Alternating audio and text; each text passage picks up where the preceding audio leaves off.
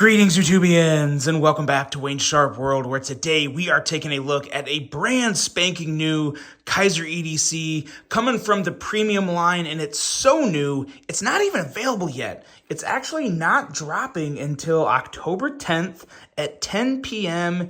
Eastern Time. So mark it on your calendars if you like what you're about to see in this pouch. And let me tell you, what's in this pouch is the craziest, wildest knife you will see in 2023 that I would recommend trying out, because what you're about to see in this pouch is definitely kind of a little out of the norm for me. It's not a knife that would usually get me excited, but when I got this thing in hand and started using it, oh my gosh. It's a different kind of cool. It is a very wild, wicked kind of cool. And what we're talking about is none other than the Kizer Huntsman.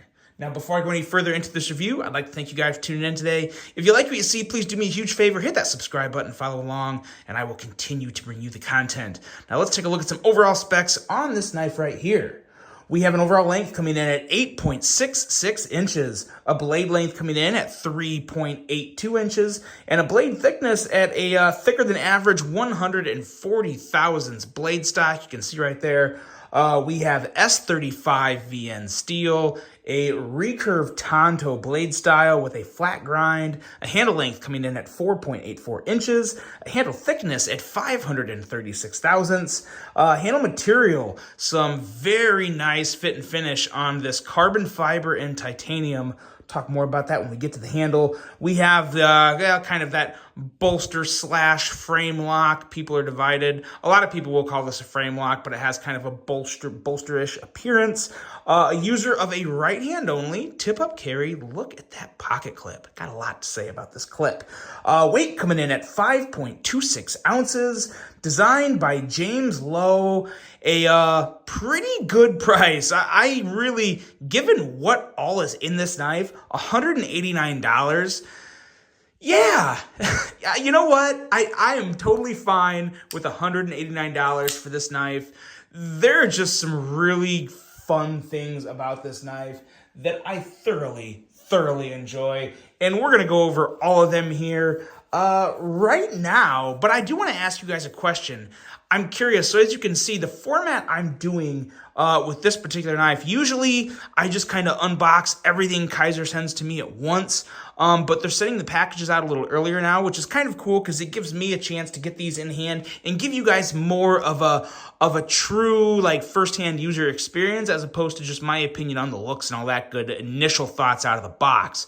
So what I decided to do with this batch, this month's drop of Kizers, I've kind of split them up into different days. So today we're going to be talking about the Huntsman, and in a few 2 to 3 other days leading up to October 10th at 10 p.m., we're going to be covering the other knives that came in that drop. So I kind of just spread everything out to give you guys a little more content, divided up evenly, a little more time to each knife, and give you a little, hopefully a little additional insight and thoughts on each individual piece. So let me know, do you prefer just the one big shebang of unboxing all of them at once and being surprised with me because it's usually the first time I'm seeing them? Or would you rather me just save them and bring them to you one by one leading up to the drop day? So let me know. I'd be very interested to hear that. Really helps me make decisions on how I schedule and bring you guys content. And I'm going to throw this in there because I would really appreciate it. There's, of course, going to be a link below. If you guys ever buy something from Kizer's website, if you use my link below, it does directly support the channel. And by that, I mean I do get a small commission. It really does help the channel. I'll just be very honest with you. The platform that I bring this content to you guys on has not been doing me any favors lately. So using my links is greatly appreciated. So threw it out there. There you go. Use them if you want them. I would really appreciate that. Now let's get back to this knife. Let's do size comparisons. Let's take a look at this. Man, this is a cool knife. I gotta say, people are not gonna like the recurve. I know some people are not recurve fans. I get that. They're harder to sharpen. But there are rods to sharpen, stuff like that. And the sharpening materials are getting better and better to use. Or the sharpening equipment, I should say. Here is this Spyderco Shaman and the Cold Steel 8010. So this is a pretty good knife, or a pretty big knife. I mean, it is pretty good, but it's pretty big. It's one that is pretty big in length, but you get this thing in the hand, and it fills the hand in such a good way. As you can see, the width down here is very comparable. If not, it's probably a little wider than the 8010. And if you've handled the 8010, you know that's somewhat of a chonker. Let's get a couple more out here that everyone will recognize. Got another Kizer here, the Kizer Escort, as well as the Shaman took a fall. The Shaman fell over. Shaman down. We have the Civivi Conspirator. So there you go. There's your size comparisons. Now let's talk about this thing, this wickedly wild blade here. That, to be honest, if I saw a picture of this, my initial thought would be, okay, that's a cool looking knife, but not for me. On to the next one. I would be wrong if I said that without handling this thing.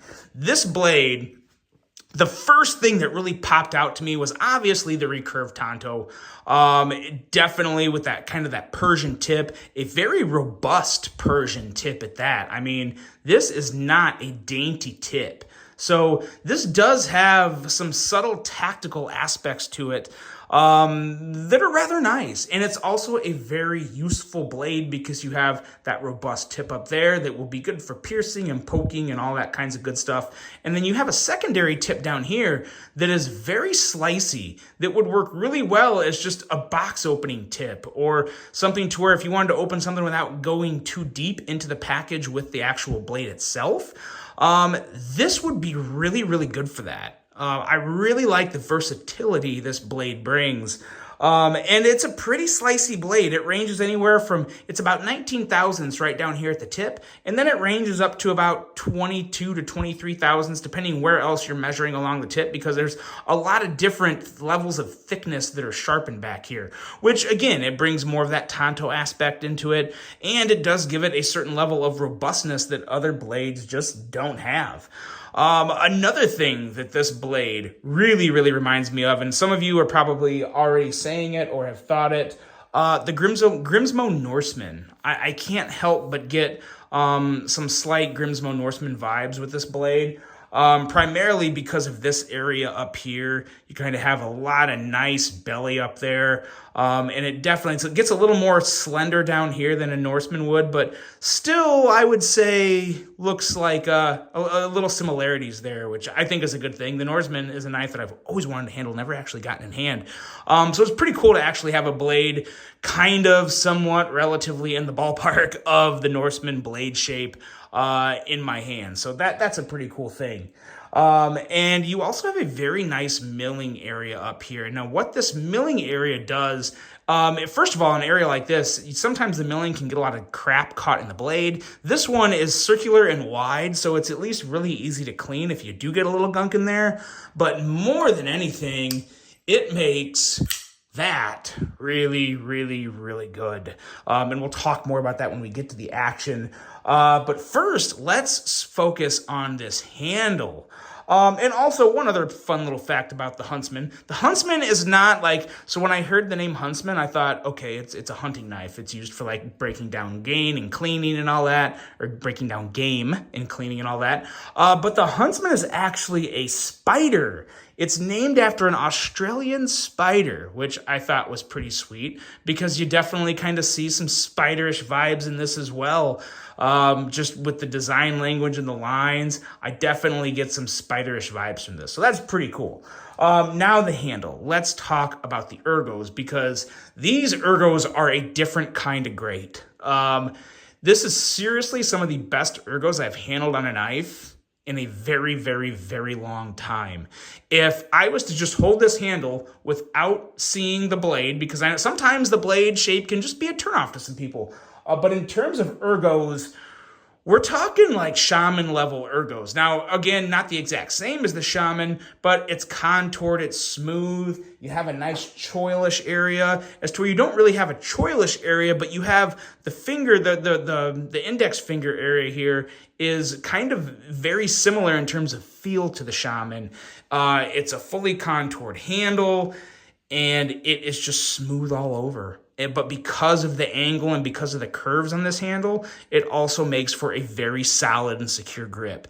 So this handle, in terms of an ergonomical standpoint, checks every single box for me. It is so good. I could not like these ergos more, to be honest. So exceptionally, excellently well in the hand. Very nice finish on this carbon fiber. Look at that. Not a blemish to be seen.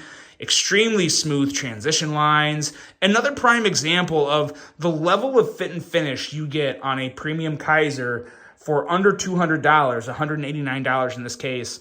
It really does, dollar for dollar, go up against any premium knife out there in terms of value, because it is just so damn good. You also have some carbon fiber on the pivot collar up here, which is really cool. Look at that. Love this combination here. And then on the back, you have another carbon fiber pivot collar and more perfect fit and finish on that carbon fiber. I love the end result you get of just how the light reflects it and how everything is just, there's no blemishes anywhere in here. That's so nice. This pocket clip is amazing. It feels so good in the hand. It's so wide and so low profile. You almost don't feel it. It is incredibly well done, so different. You barely ever see pocket clips like this wide, this big, and I still love them. Usually the bigger a pocket clip, the less I like it. I would definitely consider this a big pocket clip, but the way it was designed and the way it was executed on this knife is mwah. It's the chef's kiss. It's so stinking good. The backspacer here gives you a lot of nice extra grippy potential if you want to use it in a reverse grip. Helps give you, again, a little more of a tactical element there. And then, of course, you also have the lockup, which is very nice, very secure, good, solid lockup. Very important to note here, when you go to close this, you could potentially close it by pushing down here. And as you can see, that's enough to break the lock. You don't want to do that. You want to, where this little beveling is right here, they did this beveling for a reason, and that's so you know to close it up there, so then it acts as a stop. And so when the blade comes down, you get kind of this, to where you don't have to worry about it cutting you. But if you do it from all the way down here, you could have the potential of the blade coming down and cutting your finger. So be very aware and very, just know what you're doing when you close this knife is what I'm trying to say. Close it up high, it comes down just fine, and it closes easy. You do it like that, you got nothing to worry about. But again, you want to use your tools the right way, use them with knowledge, and that's why idiots like me make videos, is to show you guys how to close a knife, even though I'm well aware you all know how to do that. Let's get into the action. The action is by far and away, I really love this design, and it really, I'd be hard-pressed to say the action is better than the ergos, because this is truly some of the best ergos I've felt in years on a knife, but the action is literally just perfect. Thumb studs work like a charm. As you can see too, just the overall design of the knife and the thumb stud placement and the blade shape makes for some real snappy, sassy action. Just really fun action. Middle finger flick is a dream with this guy. The detent is perfecto. Absolutely perfect. So easy to kick that blade out. The milling area up here is chamfered just enough to where it's not sharp, but to where it'll still grab your fingernail really easily and make it just effortless to kick that blade out. And the sounds, this knife sounds like a $500 knife. It just sounds incredible. So good. Excellent thwack. The thumb studs are great. You can reverse flick it. It takes a little more to reverse flick it just because the thumb studs on the back, same as the front, but they're rather close to the frame. So you kind of just push your middle finger there, and it comes out. You just, if you're good at middle finger flicking, this won't be a problem for you. But the thumb stud on the front is very easy, even though I bought it. Every time I say how easy a thumb flick is, I'm guaranteed to botch it the first time. But it really is effortless, and you get a really good, snappy, quick action. It's just fun to deploy in every single way. So again, if you guys can look past the recurve, which I know some people just can't, outside of that, this thing is stinking awesome. Excellent ergos, awesome blade, phenomenal action, great price at $189 for the materials and fit and finish you're getting. It's typical Kizer. It's a typical premium Kizer. It's really, really good.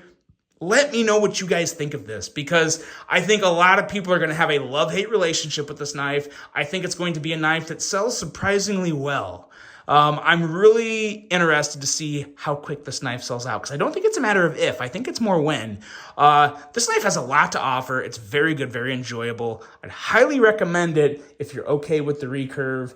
And yeah, it is just one that I am thoroughly enjoying, and I think you guys will too. Let me know what you think of this design. I know it's out there. It's not quite something Kizer brings to the table a lot, but they did this time, and I'm glad they did. So that's it, guys, the Kizer Huntsman. Let me know what you think of that. I hope you have a great rest of your day, and until the next one, I'm out.